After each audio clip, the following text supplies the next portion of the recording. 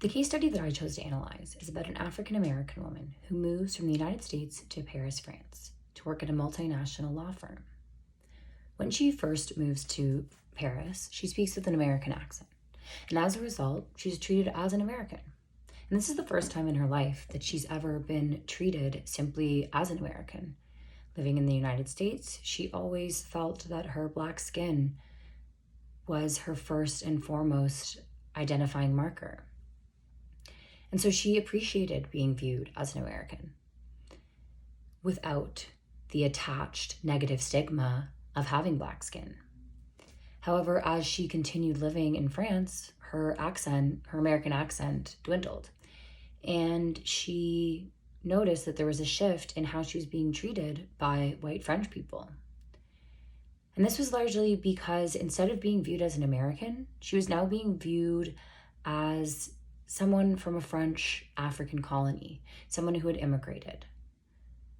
And as a result, there was a change in perception. And in order to mitigate this, she deliberately spoke with an American accent, even though she was completely capable of speaking like a native speaker. And I think it's interesting to consider the reasons why this might be the case. So if you look at the history of modern America and modern France, they do share a lot of commonalities. They were both allies in the First and Second World War, both founding members of the United Nations. They both sit on the United Nations Security Council, and they're both members of the G7. This means that they are part of the world's most advanced economies. And as a result, French people, particularly white French people, view Americans with a mutual respect and dignity that they might not view people from other countries with. So because of that, her Black skin took a back seat to her identity as an American. And I think it's interesting to consider the ways in which language played a factor in this. Thinking about language and how it provides you access to a culture, it can either be a barrier or an entryway. And as we see in this case study, her accent actually provided her with an elevated status. And this is usually not the case for white people.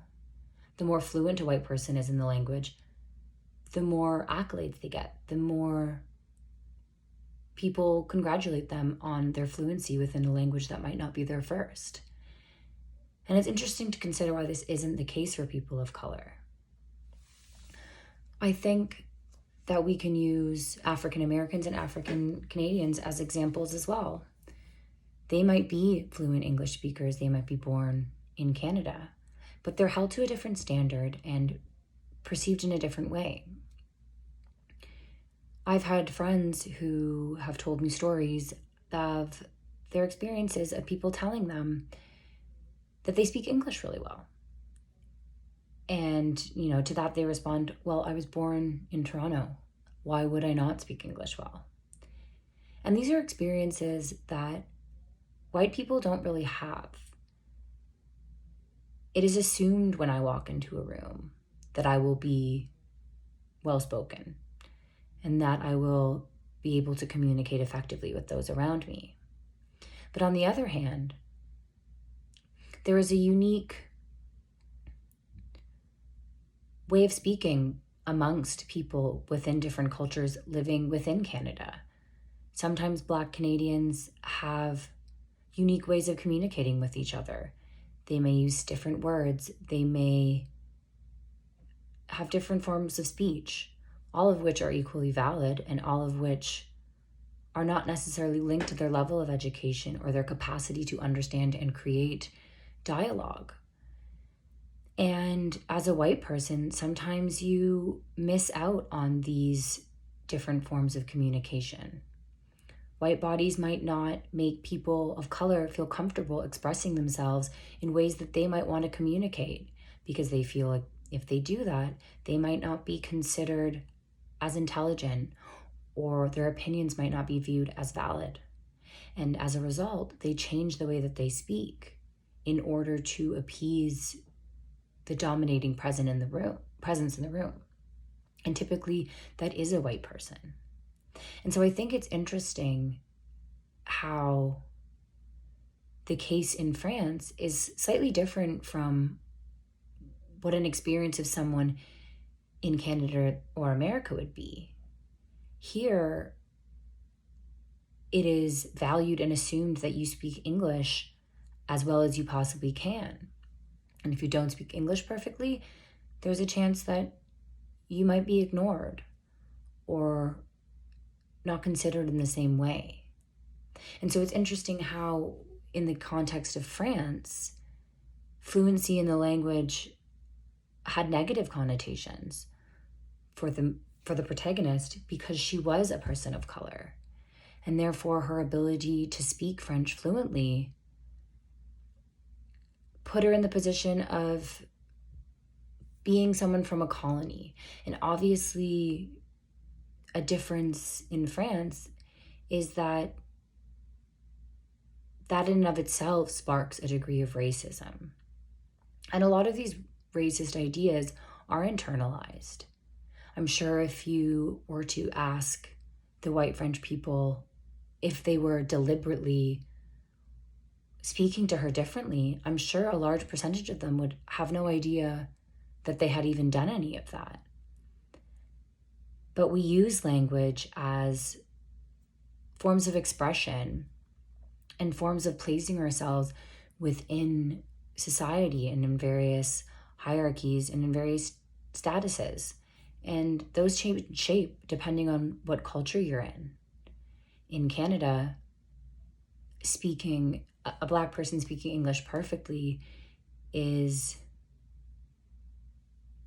expected to be taken, if they are to be taken seriously in the same way a white person is, whereas that is not the case in France. And I think analyzing our own perception of language and how we use language to oppress, silence, or elevate people is something that is very important, particularly in cross-cultural management and in cross-cultural relationships. We might take for granted that fluency is something that is highly valued. Whereas in the case that we spoke of earlier, fluency was actually detrimental in her ability to communicate with those around her. And so it's to say that language is very fluid, and cultural understanding of how people communicate is very specific to where you are from. And it is important to see how your role, particularly my role as a white person, how I play into that through the perceptions that I hold towards people and how they communicate with each other. And so I found this case to just be really interesting and made me reflect on moments where maybe I have practiced microaggressions or been accidentally racist by approaching someone differently based on the accent that they do and do not have, regardless of whether we are speaking the same language or whether we are in my country or are in their country. So I really, really enjoyed this case. I think I took a lot out of it, and I think that going forward, it will make me be more cognizant of the dynamics of language and accents in various cultural exchanges.